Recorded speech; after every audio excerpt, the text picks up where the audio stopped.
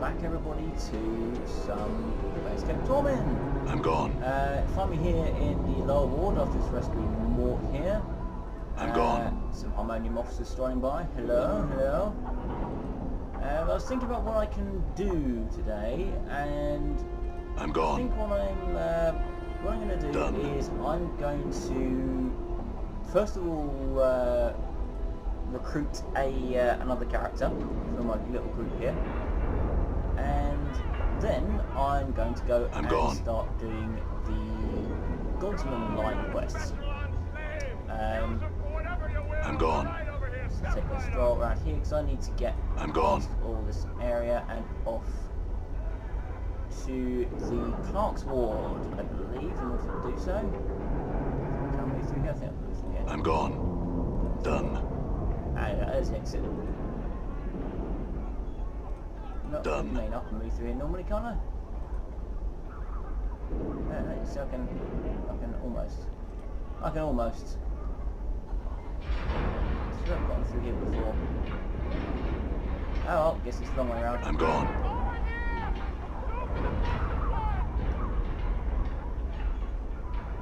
Oh no, I can get through there. Done. I knew I could get through there. There we go. And we're presented with a map this time round. I can scroll around so you can see the various different places. This is, I suppose, stitched together the skin. So there's writing things on there that don't mean anything at the moment. And this is limited where I can go. Replica Square, the village, the hive, various corners of the hive, and the other dangerous angels which I haven't been to yet. Lower Ward and the Clerk's Ward and the Alley of Lingering Sighs. So we go here. Done. Ah, that's a nice little tired. I believe it's down here. I'm gone. Because I need to get the Done. password for All right. I'm gone. my canteen from Namel, I believe it is. This tall, slender woman, sipping wine from a small ceramic cup, appears to be looking for someone. Her facial features are elegantly exotic, and the woman's ears, though partially covered by long hair, can seem to come into sharp points. Greetings. The woman turns to face you, with her eyes flashing like flawless chips of amethyst. Her speech is as music. You can hear a faint musical tinkling, 100 tiny crystal bells as she speaks. Each word lingers in your ears as if they were unwilling to relinquish their exquisite sound. Namel turns to face the scarred, dour stranger. She asks what he wished of her. Wow. Huh? Stop your drooling, you learning skull. My, what a hot-blooded little chip. Starve for attention? I could drool over you too. You're just jealous. Morte starts floating towards Anna, making wet, slapping noises. Get a hair's breadth closer, Skull, and I'll see to it that none of your chattering teeth lies in 100 paces of another. Morte stopped abruptly, turning away while muttering unintelligibly. You're Namel. I was told you know the command word for this decanter. The woman makes no move to touch or examine the decanter, but only speaks. Namel took it from the stranger, turning it in her hands. She had seen its like before, she thought. Perhaps. Yes, she remembered now. She returned the decanter, whispering into his ear as she did so. Updated my journal. You realise you know the word now. Nil de Norsash. Though you're certain the woman never whispered it to you, but merely said she did. She blinks at you. Did the stranger leave her now, satisfied with what she had told him? Not just yet. Were you looking for someone? Where could she be? Namel wondered. Her companion, Elwyn, was supposed to have met her here days ago. The woman sighs miserably, the air around her was chill with her sadness. How long must we search this vast foreign city before she finds her dearest friend? I could find her for you. What should it like? Mel clasped her hand together and bows her head to you. She would be so pleased to hear news of her friend. She told the kind stranger what Elwyn looked like, so she would know her should he come across her. An image forms in your mind. A woman who resembles Mel, but with golden eyes and hair of fiery crimson. I return for find her. Updated my journal. And it's not hard to find it, you just kind of have to wander over to the other side of the district. Which, as I recall, isn't... Right, I think it's a little bit smaller than the previous one. Not right now, Draw Me's messenger. I'm gone. I'll come back to you. Done.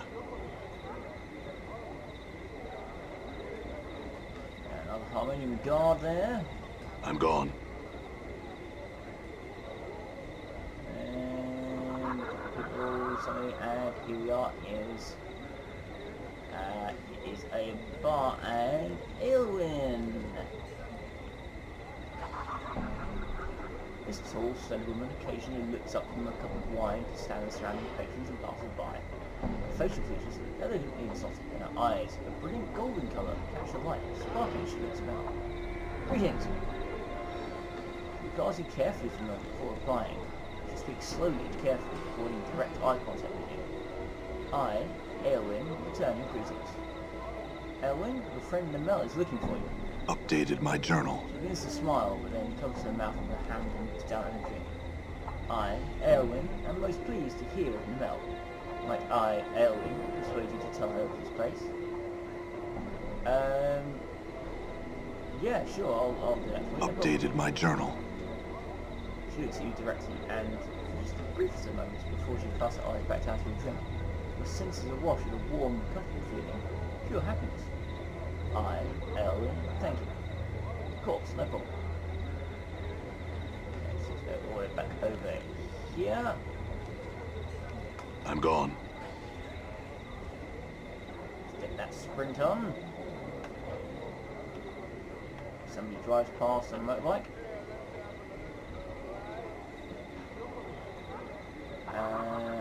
It's hidden. I'm gone. Hidden in the darkness. The woman smiles as she greets you, a beauty no less breathtaking than the first time you saw her. Manil held her breath as the stranger approached her. Had he found Aylwin, she wondered. I found Aylwin, she was looking for you. Updated my journal. Manil's lips form a perfect smile, and infectious happiness radiates from her, clinging to you like sweet-smelling warmth. Manil was overjoyed to hear of her friend. Was Aylwin close by?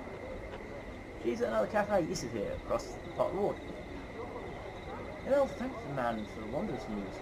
Soon she would go visit her oldest friend, Aylwin. Now, though, she would reward the stranger. Wait for her to reward you. She would draw the stranger close, laying her hand upon his chest and kissing the pale, leathery skin of his cheek. Life would flow into him, invigorating him. This, then, was to be his reward. Max HP increased. As you wait, there's a slight tingling sensation on your cheek and chest. Feeling spreads across the whole of your body, and you begin to feel stronger, more animated. My thanks, Nell, and farewell. All right. Plus 2 hit points, that's not bad. This is almost the equivalent of a level. So, Namel, for those of them, and Aylwin as well, are kind of the opposite of Anna. Anna is the product of breeding with demons, or fiends. Namel is fight. These folks don't really seem to be much of a threat anymore. Tantum Valley, I am wounded. You're fine. The rock sings true. Yeah, Namel and Aylwin are the product of breeding with what are effectively angels. Okay. Yeah, they're just denizens of the upper planes. So, while the lower planes are the equivalent of planes like Limbo and Hell and things like that. I'm gone. The upper planes are much more like supposed to be like heaven, and you know, their children have the ability to change the world around them just by thought. So I'm after Ignis here. Crackling, billowing creature twists slowly above an iron grill on the floor of the bar. No once had been human, but now its skin is charred beyond recognition. Streams of fire from the roof around the creature's body, flames licking through the remaining pockets of flesh, causing it to bubble and run like wax down the creature's skeletal frame. Examine this one. The heat surrounding this creature is incredible. To your surprise, the iron grill creature floats above the sand and bent from the heat. At first you thought the heat came from the grill. Now you realise it emanates from the creature. As you watch, flecks of ash drift from the rising coals and float slowly to the sea. I wonder if this decanter of endless water will do something. You took the decanter over the grill and begin to pour. A small stream of ice blue water pours from the decanter and touches the flames of the grill with a violent hissing and a rush of steam as if in response to this challenge. The decanter seems to lunge forward, falling onto the grill and shattering. Hissing billows of steam and a furious cracking noise rushes from the grill, spilling over you and forcing you to cover your ears as you turn away. There is a scream, a crackling, a terrible sound like 100 buildings burning, people screaming, the screams being cut short by the roar of flame and melting flesh. As you put your hands over your ears to block out the sound, you feel the stickiness in your hands like hot cheese or candle wax. Your ears are bleeding from the sound. Draw your hands back and see them covered with chunks of melted flesh filled with bloody swirls. You're about to run from the bar, anything to get away from the sound, and suddenly all falls silent except for a jagged crackling coming from the grill. You turn, and the grill lies a decanter of endless water, now nothing but shards and steam. Above it is the creature, flames still trading from its body, floating over the bar's floor, staring at you. His eyes flickering like two torches. I know you. Yes. The creature's face splits, charred flesh peeling away from its jaws, he might speak. Yes. His voice crackles, burns, roars through the creature's chest. With every word, flakes of cinder and ash spit from its mouth and drift into the air. There he stands to look at the thing, the blazing radiance surrounding it terrible to behold. Ignis! Yes, long have I slept, dreams of flames. I am yours, till death comes for us both. And we shall see. We have Ignis in the party. Ignis hears you. Yes, my master. Ignis is bound to me, All right. and he is a mage.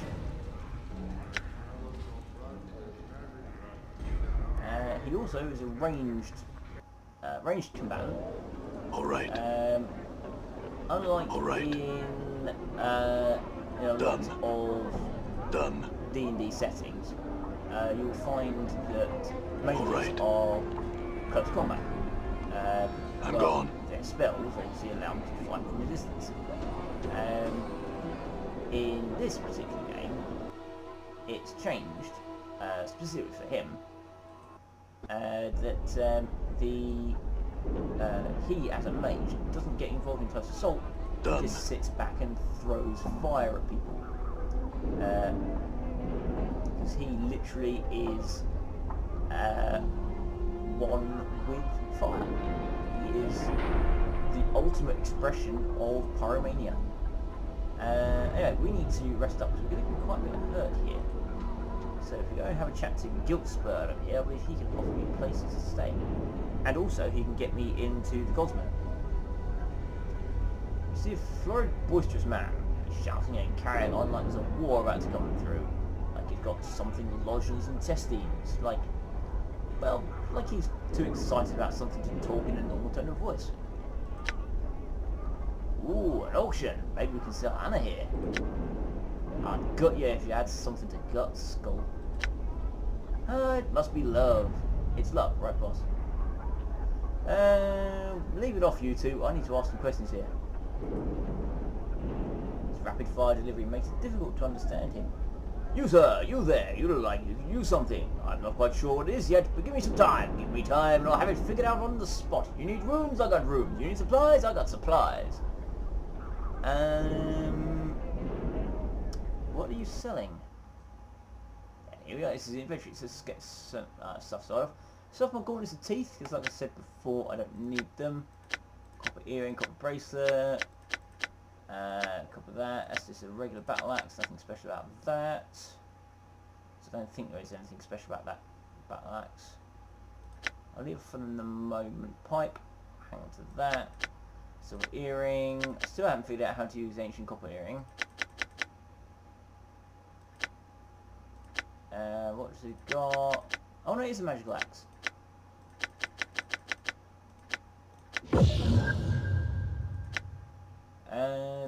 To enchanted battle axe. Battle axe +1. I can sell that. Abyssal pipe. That makes it to the cast cloud kill.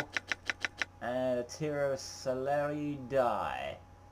Only usable by lawful good characters.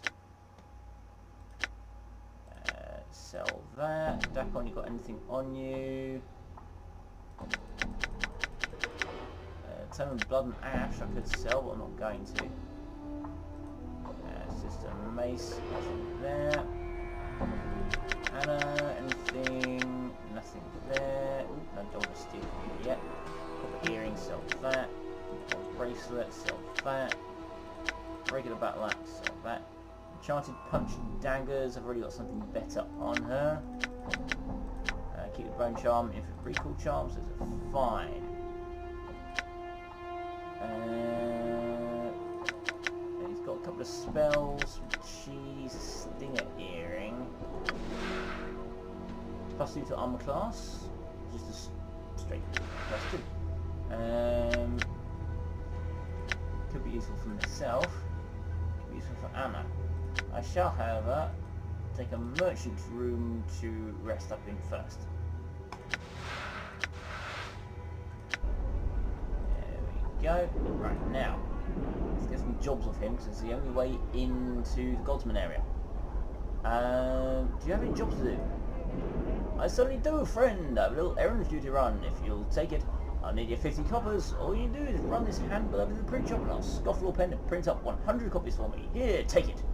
He shoves a piece of paper in your hands. Thanks. Updated my journal. I have to go over to this All right. location.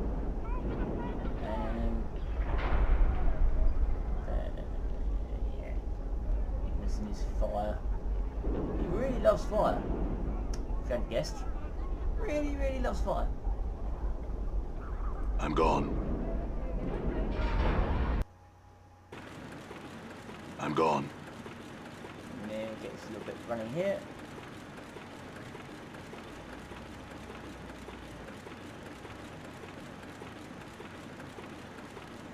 That happens every time you enter the shop. You see a thin, stooped man hunched over a desk, scribbling on a piece of paper. His hair is thinning and drab, drawn back into a ponytail, and thin spectacles adorn his hooked nose. His age can be anywhere from his early 20s to his late 40s. He doesn't look up as he speaks to you. What do you want? Make it quick. Yes, Guildspell asking to deliver a handbill so you can print up 100 copies. Takes the handbill from you, looks over and says, I'll have it from him later. Go tell him. Turns back to his desk. Okay. And Done. run all the way back over here. Probably should change my formation up a little bit, but it seems to work the way it is at the moment. Guild Spur. Oh great, I'm the last one. I'm the slowest of the lot. Once again, you come to me once again. There must be something I can do for you and my brother Darren cannot, eh? Ah!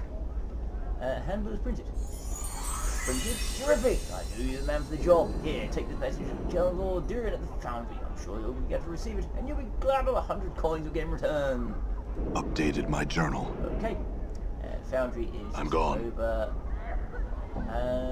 this way. Here we go. Done.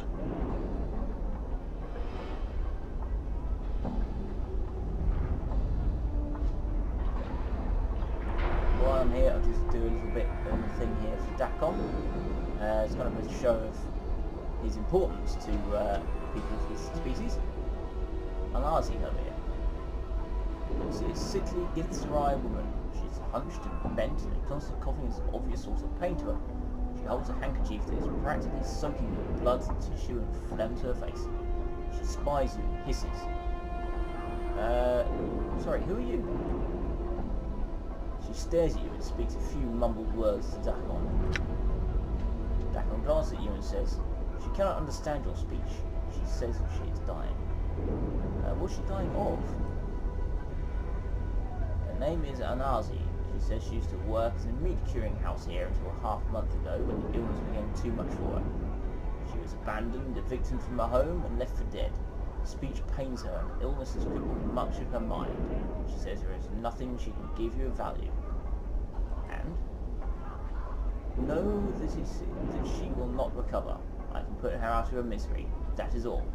As a Zerth of the people, it is my responsibility to provide an alternative. Then be merciful, dak'kon. dak'kon draws his blade and waits a moment to prepare herself. She touches the unbroken circle of Zerthamon he wears for a moment, and her face is steady. His blade is a blur, and when he has completed the stroke, she lies bleeding on the hard stone of Sigil Streets. Well struck. Updated my journal. The teachings of Zerthamon, I have become stronger. Done. Come on. Door is locked. Done. I need to yell at someone through the gates. Excuse me. See a burly, bored-looking guard. State your business, please. I have a message for Keldor from Godsmen the auctioneer. Thank you, sir. You'll find him in the great Godsmen hall. Thank you.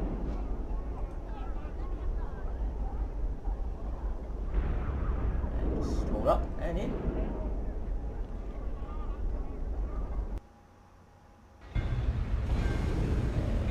Have Foundry. I'm gone. I don't know very much about that now. Move on through. Alright, to the main. Here. Done. I could speak to her, because again she's a special person, but I don't know what she does for me, so I'm not going to muck around. Keldor! Excuse me, I know you're in the middle of a meeting.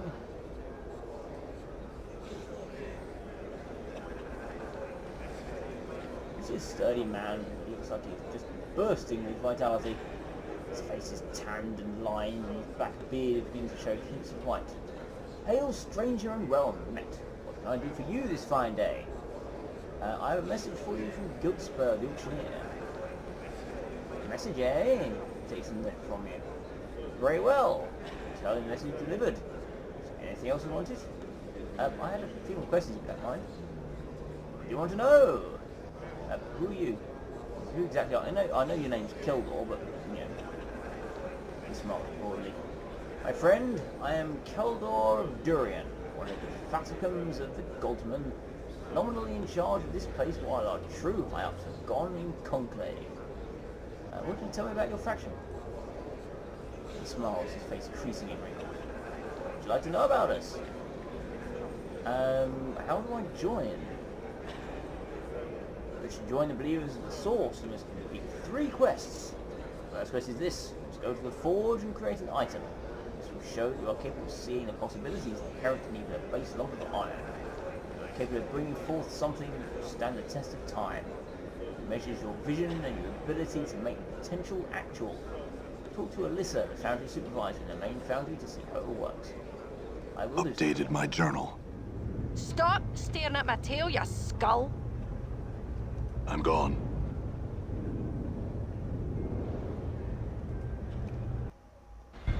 I'm gone. Right, so I need to find Alyssa. Done. Normally hang around the central point here, I think. Foundry worker, Foundry worker, Foundry worker. All right. Alyssa Teal. She's short with slight horns in her forehead and ears that curve sharply back on her skull. She smells faintly of sulphur, even over the reek of the Foundry's fires. Greetings, what can I do for you?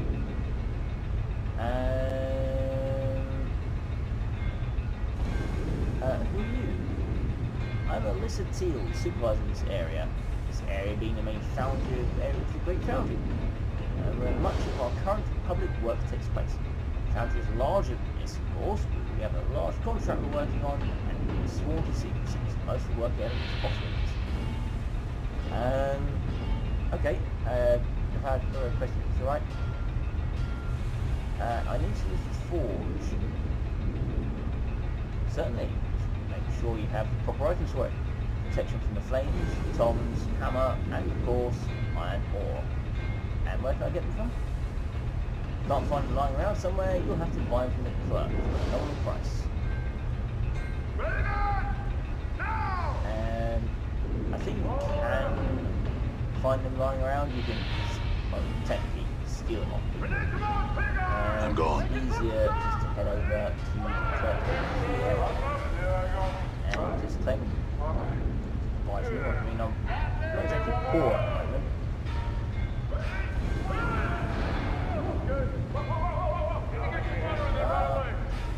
Needling. See, why is an old man with trembling hands and cunning face looks over carefully and speaks? Oh, have I seen you before? You seem familiar to me somehow. I suppose it's possible. I never forget a face, but it'll come to me. Ah, it's a bait with it. Do you remember where you saw me? It's pretty important. Not so fast, lad. Takes a while for the mind to warm up to tasks like this. With a long time, I've seen a lot more faces in that time. Easy to remember. Memory's a fleeting thing, and that's something you can bank on. Before replying, you must tell me about it. Well, I'm here to pick up some gifts for you. Ah, you're wanting to be a smith now, eh, lad? Very well. Give an apron, 10 copper, tongs, another 10 copper, and a hammer, 20. That comes to, let's see, 50 copper. That comes to 40 copper, old man. What am I thinking? Of course it is. Saying memory's an insidious thing. That is. Give me the stuff. Don't forget to pick up some ore from Thilden if you're wanting to work the forge. He's a miserly bastard, but he's the only person to get it all from. Thank you. Alright. Thilden, I think, is generally running around here as well. Kind of hunting down. Is that him? No, that's just Godsmen. Alright. Godsmen. Thilden, there he is. See a slab-stomached man with thick arms and scraggly beard. Smells as if he hasn't washed in ages, and his breath doesn't do much for your breakfast. He's in the process of ordering around subordinates. Approach him. He deals with quick cuffs in the ear if you want to. Turns his face and pitch his belt. What do you want? I had some questions for you. Got answers? Like what? I need to use the forge. Can you use some more? Seems like that anyone would be a Godsman these days, grumbles. And like the old days when you had to show real potential to be a member. When it's iron for your poncy chest, take it. Get amazed. Just a lump of coal in your hands. Thanks. Done. Here, and use this particular pot. Something's forged. It's incredible. What do you do? Use the forge. Fire is throwing off incredible amount of heat. Thanks to your protection, you're able to withstand it without any damage. Would you like to work the forge? Yes. What would you like to do first? Pick up the ore with the tongs and hold it in the flame of the forge. The ore softens rapidly, soon becoming soft enough to work. Your hands will slip with sweat. Place the softened ore on the forge and work it into shape. Would you like to forge? Stiletto, a two-handed hammer, or a battle axe. Well, I don't really, with this, if you haven't got a magic weapon already, this can be good for getting you a good quality weapon. I'll go with a two-handed hammer, I think. A hammer. Fast piece of work, and one that will allow you to get out of this sweat box quickly. Are you sure you want to make a hammer? Yes. Now this is a nice sledgehammer. Well shaped, well balanced, perfectly suited in your hands. Good. I'll show this to Keldor. Maybe keep this hammer to crack some heads. Only unfortunately I can't. And it's this high quality sledgehammer. That is what I've just created. It's a well crafted hammer, well balanced and pleasing in the eye. Don't be fooled by its appearance, this weapon is dangerous. It requires two hands and a desire to inflict crushing damage on your enemies. I'll probably get rid of the rest of the stuff now.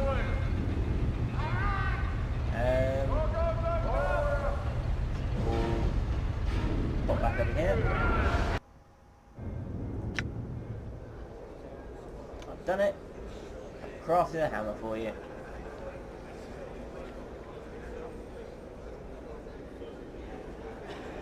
Questions about the forge? I will answer what I can. Show me the item you forged. I have finished forging my creation. Takes it from me and examines it carefully. That is, without a doubt, one of the better pieces I've seen in a improved forge. It will go far, my friend. Are you ready for the next test? I certainly hope so. I suppose I am, yeah. Continues grimly. A murderer has struck the Foundry, and I am forsaking the usual test in order for you to track this killer down. Go speak to the supervisor Alyssa Teals at the main Foundry and proceed from there. When you complete your investigation and are ready to name a culprit, come back to me. Updated my journal. Okie dokie. I'm gone. All right.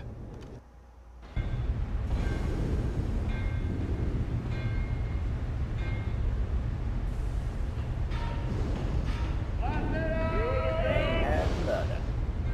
Alright, everyone, you've seen enough. Get back to work. I'm just going to quickly drop this stuff over to Ignis over here. He can probably make more use of it than I can. It's just a complete lie.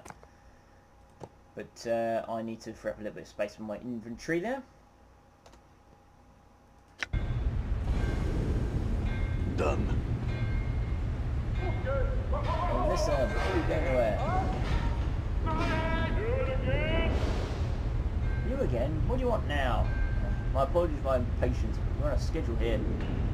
Under Keldor's authority, I'm investigating the murder of the What can you tell me about it? You want to know what I saw the night of the murder? Well, I was working late when I heard the sound of a scuffle. When I came out, I saw a shadowy figure slip out the door into the meeting hall and raise the alarm. Do you have any other details? I know 3 people who would have accessed the building that night. There were Filden, Saras and Bedeye Lynn. 3 of them with dramatically different builds. In the hazy Foundry, I couldn't see clearly. So they're the only 3 suspects. Seems too pat. I have an alibi, not to mention that Keldor already ascertained the truth from me. I had nothing to hide. Apparently Filden, Saras and Bedeye Lynn do though, because they wouldn't go under Keldor's spell. Where can I find Saros? He usually remains in the main meeting hall, should be able to miss him. Bedeye Lynn? She can be found in any of the Foundry areas. One of our chief engineers, and she has to run the place. You'll know when I see her. I'd better.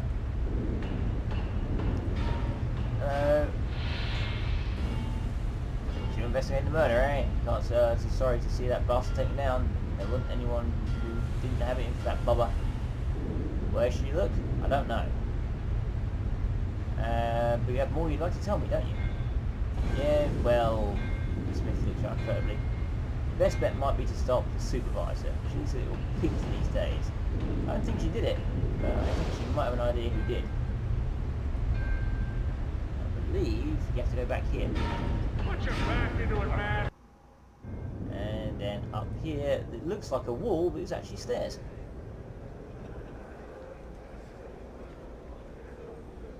And Bedeye Lynn.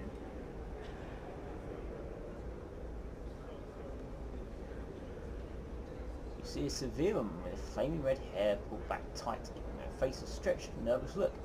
She appears to be deep in thought. With her approach, she glances up and says, "Can I help you with something?" Yeah, I had some questions. What do you want? Tell me what you know about the murder. Well, let's see. I asked the guards to head out for the night because I was working on some delicate engineering on the product in the next room, and I didn't need their psychic emanations fouling up some very crucial work. It was with some dismay that I found the body when I emerged from the room. Being as I have no other alibi, I realised I'm a suspect, and I suspect you've already found that I wouldn't consent to going under the spell to answer. The reason for that is it would be violating the oath of secrecy I swore to protect the project. I think I'll check on that with Keldor.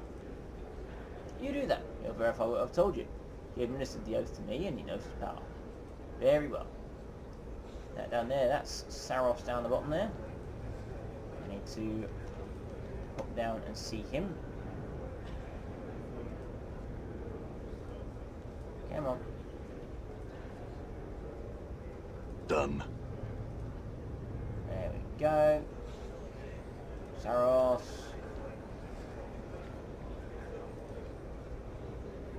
Paul Smith. I can't believe what happened to him. Any idea what might have happened? Or have some leads? Who told you? Supervisor? She's right. I come in here at night sometimes when there's no one around. Drowned conspiratorially for a moment and allows his head towards you. I saw Thilden creeping out of here. The main reason I noticed him is because he dropped something. He hands you an awl with the name Thilden etched in the wooden handle. Thank you. Updated my journal. And back out to see Thilden. Now I think there's kind of lots of back and forth you can do in this, or you can just kind of go, there's that guy. Down about that poor Smith, Addleton, really it were. Still, you weren't one to keep yourself to the grindstone. You weren't dedicated. It's the way planes turn, mark my words. The battery gets his view. What can Thilden do for you? Saros, you remember Saros, don't you? He gave me an awl found near the body. Oddly, this awl has your name etched into the handle. Updated my journal. Momentarily flustered and then... Saros is a thief. Odds are he stole it from me. In fact, I've been missing my awl for some time now. I never mentioned it to anyone, so I figured I just lost it. Now I know that Saros stole it to frame me. Better go get him before he gives it a laugh. See what the expression says. Before he escapes. Okay, I will ask him about it then. Done.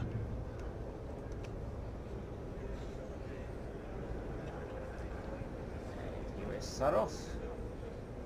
What have we found? Are you going to let me go free?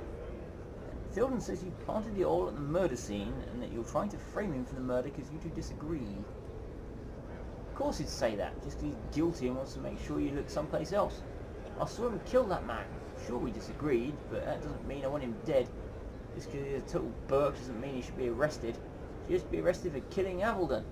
Tell him he needs proof. Updated my journal.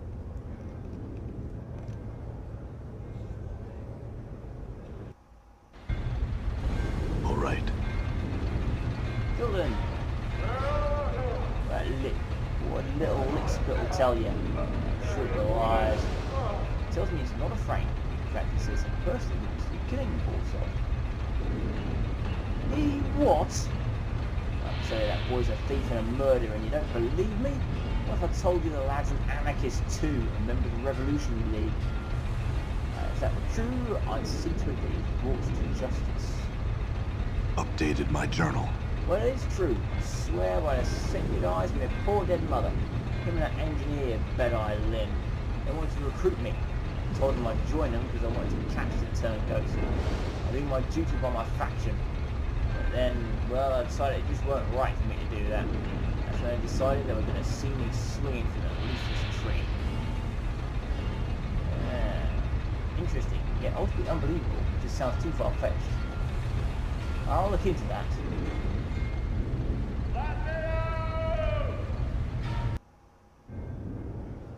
Done. And once again, back to Saros.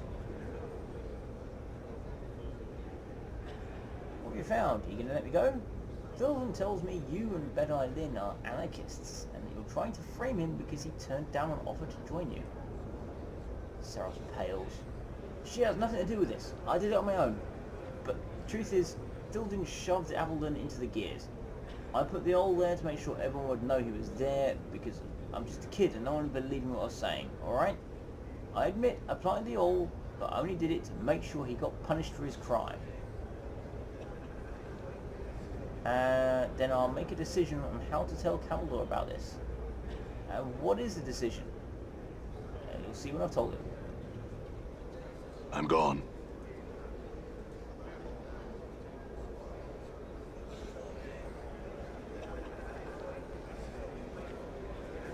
Well, you found a culprit for this heinous crime. Do you have evidence? Now, here's your options of what you can do. Now, depending on what you do, will depend upon if you can join the anarchists later. Not enough, I have some more questions first. You can go and continue to chat to people. Thilden committed the crime, but Saros tried to frame him for it. It's an anarchist plot, and Saros is in the middle of it. That gets both Thilden and Saros captured and executed. Thilden did it, he had personal problems with Avalden, and was trying to frame Saros for the crime. Obviously that's against Thilden. Saros and anarchists tried to break down the Foundry and tried to frame Thilden for the crime of Saros. So, lawful, if you were lawful neutral, pretty that's lawful good, you'd say both of them are criminals. However, I want to get in with the anarchists, even though I know I have to do some pretty despicable stuff. So, Thilden did it, he had personal problems with Avalden, and he was trying to frame Saros for the crime.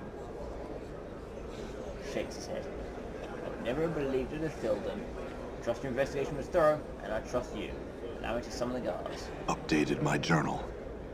He seems saddened by the ordeal. It is done. My thanks for resolving the investigation. You have but one task remaining to you. Sandoz, father of Sarosa and Saros, one of our more vital members, has returned from a harrowing journey. He has locked himself in his lower room and is threatening to kill himself. Speak to him. Stop him. Updated my journal. Done. And just go through here to do that. All right. And there's a fellow I'm up gone. here you I'm can gone. talk to. All right. I'll talk to him off screen. Neil Zander, he gives you a job to go and find parts for the Dream Machine.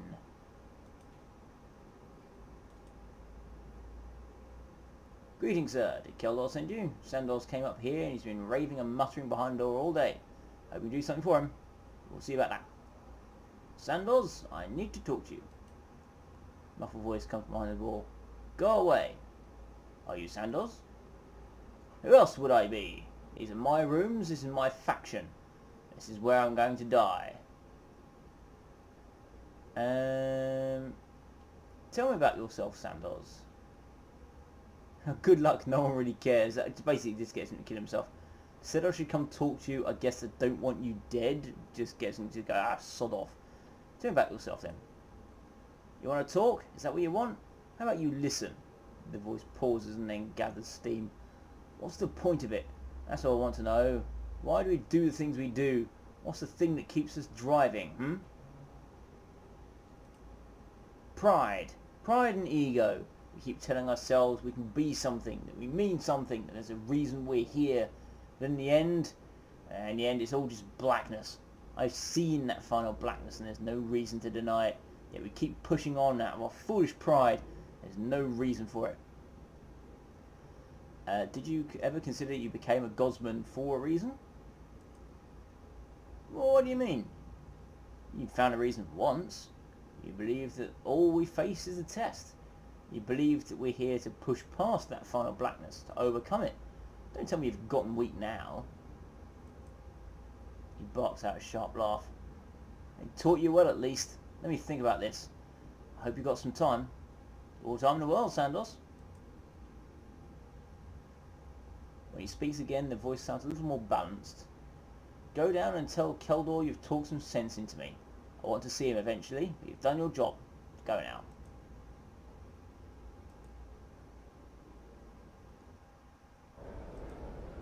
And just stroll around the corner.